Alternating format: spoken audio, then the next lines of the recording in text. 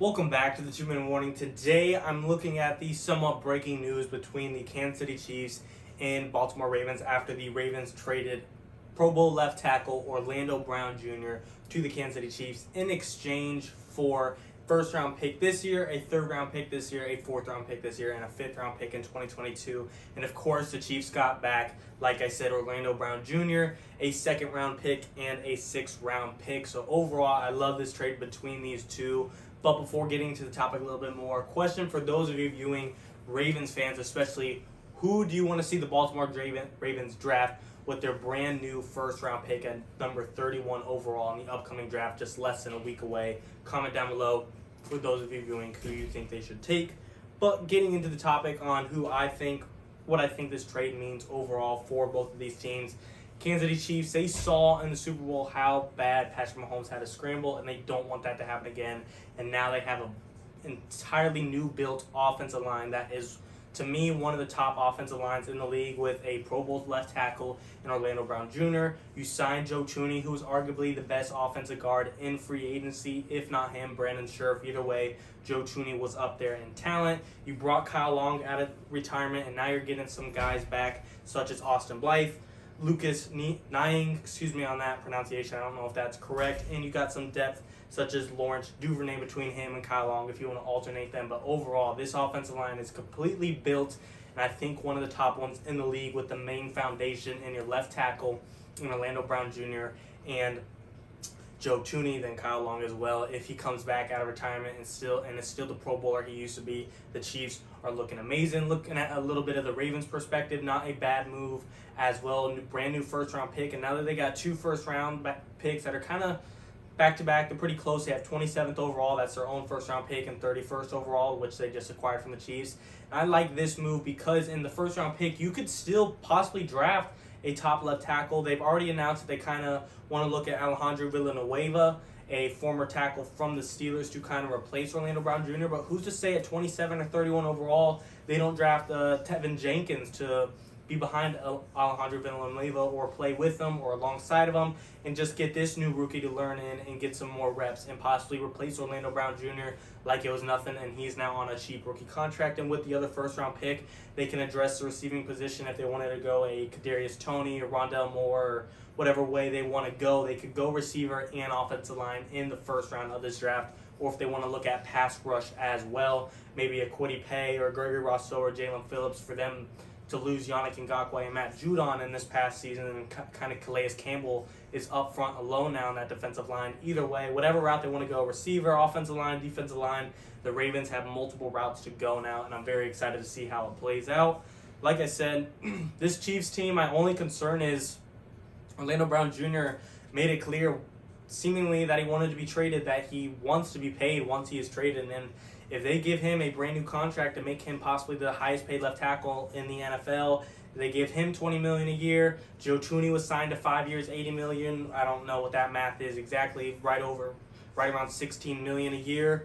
Now you're looking at $16 million to Joe Thuney, $20+ million to Orlando Brown Jr. Patrick Mahomes is making $45 a year. Tyreek Hill's getting receiver number one money. Travis Kelce, I believe, is the number one or second highest paid tight end in the NFL. Either him or George Kittle. And then on the defense, it's not cheap either. Chris Jones, Frank Clark, Tyrann Mathieu.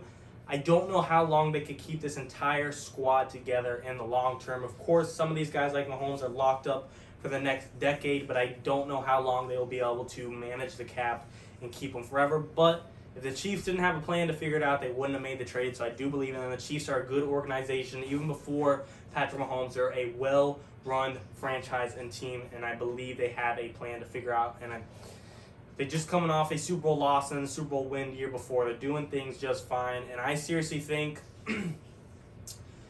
outside of this offensive line, the offensive line kind of was the biggest concern moving into the season for the Chiefs. This was kind of the one little thing the teams could kind of look forward to when playing the Chiefs, their weakened offensive line. And outside of them was stacked. Mahomes, number one quarterback, receiving core is great, number one tight end, Kelce, fast receiver, and Tyreek Hill. McCole Hardman's emerging, great rookie running back, and Clyde Edwards-Helaire. Defense is well run, like I said. And like I said, the only thing to possibly pick on them was the offensive line, because we saw how bad the Bucs just ran all over them or got to them in the Super Bowl. We thought this would be a perk teams could look forward to when they face them in the regular season. But now that plan is scratched. Joe Thuney, Orlando Brown Jr., that entire left side is now stacked, and now on the right side you're bringing in Kyle Long, getting back a Laurent Duvernay. This team is, if they weren't already, they might be the number one team in the NFL. Either them or Bucks, and this is, to me, setting up a Bucks Super Bowl matchup, and we're going to see if they play again in the Super Bowl. I'm getting a little ahead of myself outside of the trade here, but if we were to see them play in Super Bowl again, now you got possibly a top 5 pass rush in the NFL between that Bucks D-line and now a top 5 offensive line. Now how will they compare and compete when the pass rush isn't going against a bottom offensive line that Mahomes had to face? But overall, things still have to click. A guy could get hurt. Eric Fisher got hurt for the Chiefs last year. On the field chemistry could not be there. There are multiple variables that might not play and might not go in the Chiefs' favor. I don't think that will be the case, but we'll have to see. And then, like I said, on the Ravens side, they definitely in the draft need to address offensive line now. You know, they've lost guys in the past due to age and retirement. Marshall Yonda, and now they're losing Orlando Brown Jr.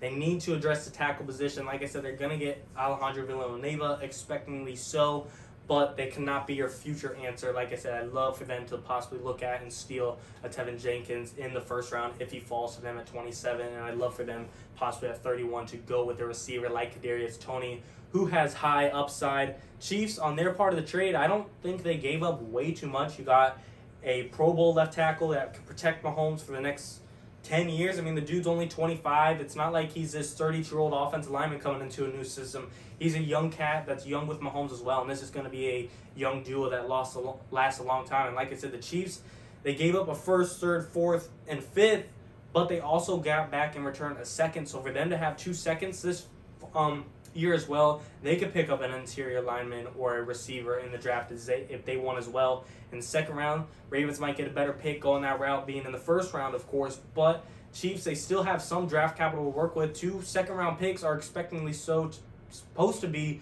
2 starters.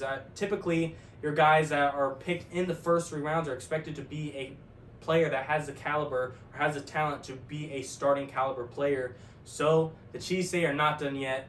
Right now, this roster is practically spotless, in my opinion. Pass rush is pretty solid of Frank Clark and Chris Jones. Like I said, Tyrann Mathieu leads the secondary. Offense, we know how good that is. Patrick Mahomes, Clyde Edwards-Helaire, Travis Kelce, Cole Hardman, Tyreek Hill, offensive line. That's what this whole video is about. It is stacked. The only thing they're looking for in the draft is possibly, a pleasure pick that they could just go any route that they want, possibly an extra corner, possibly a linebacker, whatever it is. This Chiefs team is set to go on to a Super Bowl run, and the Ravens, they got draft capital themselves to put themselves in a position to go on a Super Bowl run, but we still need to see execution and how they will do in the first round. Like I said, I'd love to see them go Kadarius Toney, Tevin Jenkins, but we'll have to see. Maybe they want to go different route and pick up 2 pass rushers, Gregory Rousseau and Jalen Phillips. I don't know the Baltimore Ravens, but both of these teams, like I said, I think they're both well-run organizations and both well-run franchises, and I think they both have great plans to benefit each other from the trade. I'm actually surprised from the trade because the 2 are kind of big rivals. Lamar Jackson, Patrick Mahomes, pretty good rivals. Lamar's never beat Mahomes, but it is still always an interesting game between the 2, and now we will have to see them face off this year, possibly in the playoffs, to determine who goes to the Super Bowl. Who knows?